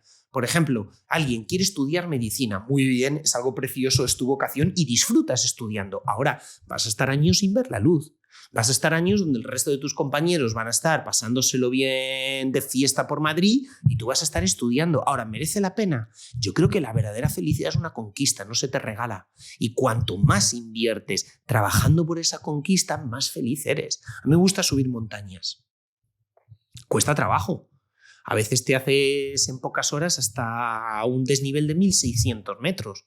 Eso es una locura. Ahora, cuando llegas arriba, al top de los Pirineos, al Pico Aneto, las vistas que tienes son brutales. Y en mitad de julio estás gozando de un glaciar con una nieve impresionante, con un hielo. ¿Merece la pena? Sí. Ahora, ha costado esfuerzo. O sea, la gran mentira del mundo es que la felicidad se consigue en las rebajas. No, la felicidad es una conquista, la felicidad es un esfuerzo. Ahora, ¿eso quiere decir que la vida cristiana es una vida difícil? Pues mira, curiosamente creo que es fácil. Y diréis, ¿pero cómo? El problema es si estás enamorado o no estás enamorado de Dios. Porque cuando tú estás enamorado de una persona, te olvidas de ti mismo. O sea, es difícil quedar todos los días con tu novia y llamarla. Hombre, en cierto sentido es difícil. Joder, porque no estás pensando en ti mismo, estás pensando en la otra persona, pero en cierto sentido te lo pide el cuerpo. No es que tampoco te tengas que hacer una violencia loca, sino que es que, joder, pues estoy deseando que tener un tiempito libre para irme con ella. ¿Por qué os digo esto? Porque a mí me cuesta ir a misa los domingos, me costaría no ir a misa. Es que estoy deseando que llegue la hora de la misa, es que disfruto en misa. Yo todos los días hago un vídeo para YouTube, lo grabo a las 6:15 de la mañana, a las 6:30 está subido, a las 7:15, todos los días estoy en una capilla rezando hasta las 9 de la mañana. Estoy deseando que llegue esa hora, porque disfruto. O sea, para mí la oración es sumergirme de cabeza, tirarme, todo largo que soy, en el amor infinito que Dios me tiene. Amo y deseo eso por encima de cualquier otra cosa. Para mí la vida cristiana es una vida de gozo profundo. De gozo profundo. Entonces, al principio la vida cristiana se suele experimentar como algo que cuesta un poco, pero es una vida de gozo profundo. Vamos a poner el ejemplo del deporte. Cuesta trabajo hacer deporte, porque prefiero estar tirado en un sillón viendo Netflix y comiendo palomitas antes que jugando un partido de fútbol, pero cuando experimento los beneficios que el deporte me reporta a mi salud, cómo tengo más energía, más originalidad, cómo estoy mucho más a gusto, al final disfruto haciendo deporte, hasta tal punto que me pide el cuerpo hacer deporte. Y si llevo una semana sin hacer deporte ya estoy mal, porque es que lo que era un trabajo ahora resulta que lo hago con una naturalidad enorme y para mí lo natural es hacerlo. Y de hecho me mortifica no hacerlo. Algo así es la vida cristiana. Cuando tú descubres lo grande que es la amistad con Dios, lo mucho que Dios te quiere, la alegría tan profunda que encuentras con el Señor, la paz interior, la alegría interior, que eso te... O sea, tienes el corazón petado de alegría. Hasta tal punto que digo, ojo, es que yo toda la vida he ido a misa diaria. Cuando era adolescente, cuando era joven, iba a misa todos los días. Pero es que estaba deseando que llegase el momento de la misa. A mí me costaba no ir a misa, no ir. Ahorita que mencionas esto, padre, justamente yo me acuerdo de mi adolescencia, me costaba un trabajo ir a misa. Unos berrinches, me acuerdo que me aventaban mis papás, me decían, cabrón, ¿cómo te estamos pidiendo una hora? y hacía un drama gigantesco, ¿no? Me estaba quedando dormido en la misa. En fin, pero creo que como bien lo dijiste como en el amor, ¿no? Si tuvieras una pareja. Pues obviamente pues cuando empiezas a conocer a esa persona, pues todavía no la amas. Tienes que ir pues, fortaleciendo el músculo del amor, ¿no? Eso es. Y yo diría pues, que con la relación con Dios es lo mismo. Si vas y te sientas y empiezas a escuchar, dices, lo que está diciendo número uno está interesante. Y digo, yo también ya llevo un tiempo sin perderme una misa un domingo, porque realmente ya me cuesta trabajo no ir. Ya organizo mi día alrededor de eso porque es lo que más me gusta de mi día. Mira, te pongo un ejemplo. ¿Leer la Biblia cuesta trabajo o no? Pues mira, sí, probablemente uno dice, yo puedo meterme ahora mismo a internet y ver una serie antes que leer un trocito de la Biblia o rezar. Yo estoy deseando que termine la hora de la cena, llegue a las 10 de la noche, encender la lamparita, sentarme en mi sillón, encender una velita y leer un poquito la Biblia. Estoy deseando, suspiro para que llegue ese momento porque me encanta, me encanta, me encanta. Claro. Padre, me gustaría hacerte una pregunta que ya vi que llevamos un rato. Digo, yo lo estoy disfrutando, pero digo, no sé si tengamos agenda apretada. ¿Cuáles son esas cosas que tú dirías que son, no sé si llamarles herejías, porque luego la gente digo esa palabra y me dicen, estás fundido, pero cosas que alejen a los adolescentes de Dios? Te voy a poner un ejemplo. Todas estas personas que hacen el tarot y esas cosas y creen en los signos zodiacales y todo ese tipo de cosas que en mi conocimiento, por lo que he leído, aprendido y por lo que dice nuestro Señor, pues eso te aleja de Dios. No sé qué cosas haya así que los veas tan cotidiano. Vivimos en el mundo más irracional que nos podamos imaginar. Es precioso porque toda esta aventura de la modernidad comienza con el enciclopedismo francés, arrojemos a Dios y apoyémonos en la razón natural del hombre. Y hemos terminado por vivir en la cultura más irracional del mundo. La gente acude al reiki, a las pseudoterapias, al espiritismo, a oraciones trascendentales de yo sé qué para conectar con qué energías. Y aquí en España la moda es ir abrazando árboles por la calle para que el árbol te... O sea, yo no sé lo que te hará el árbol. Mira que yo quiero a los árboles, que he plantado 100. Me encanta plantar árboles. Pero vamos, no se me ocurre abrazarlos, ¿sabes? Ni darles besitos. Al árbol. Bueno, la gente está perdiendo la cabeza. Decía Chesterton que cuando el hombre deja de creer en Dios, no es que no crea, es que se cree cualquier cosa. Porque Dios es un antivirus para la mente. Me la mantiene sana, healthy. Me la mantiene en forma. Dios me libera de fantasmas irracionales. Y la gente hoy día se cree cualquier cosa. Es más, todo eso son como pequeñas plantas. Cuando tú una planta no la dejas crecer, la raíz va a soltar rebrotes o chupones por todos lados. Como hemos segado la trascendencia en nuestra cultura diciendo no hay Dios, al final hay cierto deseo de trascenderte espiritual de la gente que sale por todos lados, pero que es un deseo que está mal encauzado. Al final, si yo tengo sed, ¿qué es lo que tengo que hacer? Beber agua. Ya, pero si yo tengo sed y bebo Coca-Cola, ¿me quita la sed o no? Voy a tener más sed, porque la Coca-Cola tiene azúcar. Entonces, al principio me va a refrescar, es verdad, una Coca-Cola fresquita, me va a refrescar, pero 10 minutos después voy a tener más sed que antes. Entonces, ¿cuál es el problema? Que negado a Dios y diciendo que el cristianismo es algo del pasado, el problema es que sigo buscando a Dios, porque somos naturalmente religiosos y ese deseo natural no se puede frustrar ni se puede reprimir. Entonces se empieza a encauzar a cosas que son irracionales y que no llenan el corazón, sino que terminan dándome más sed, como una Coca-Cola. Porque al final la sed solo la quita el agua. Te pongas como te pongas. Y al final solo Dios llena mi corazón. Haga lo que haga. Qué excelente respuesta. Padre, ¿cuál es la persona más increíble que has conocido en tu vida? Así, de carne y hueso. De carne y hueso. Joder, es que nunca me lo he preguntado eso, ¿eh? Esa es la que le hacemos a todos los invitados del podcast. Ah, sí. ¿Qué persona la más increíble que haya conocido en mi vida? Ay, no lo sé, pero bueno, yo diría... A ver, yo es que soy muy poco ñoño, como decimos en España, voy más de tipo duro, pero mi madre, sí, para mí es muy importante. Mis propios familiares, tíos, abuelos, no sé, que me han dado un testimonio de fe, de amor a Jesucristo, para mí son dioses, si se puede hablar así. Bueno, a lo mejor no se puede hablar así, ¿sabes? Pero yo qué sé, sí. Creo que las personas más increíbles las tenemos más cerca de lo que pensamos. Sí. Buena respuesta. Padre, una pregunta que me surgió relacionada a tu libro. En sí, ¿de qué va el libro? Porque veo manual de supervivencia para los últimos tiempos. ¿Tú qué pensarías, Nacho? Me lo vas a decir tú. ¿Tú qué pensarías de una persona que escoge una serie que le encante? Tipo Netflix, una serie que tiene 2 temporadas o 3 temporadas, se ve todos los capítulos, está esperando cada semana que aparezca un nuevo capítulo y que al final ha visto toda la serie entera menos el último capítulo. No, ¿qué pasó? O sea, dices, pero hombre, ¿no has visto el último capítulo? Nos aprendemos la Biblia y dejamos el último capítulo, que es el libro del Apocalipsis, porque empezamos a verlo y no lo entendemos.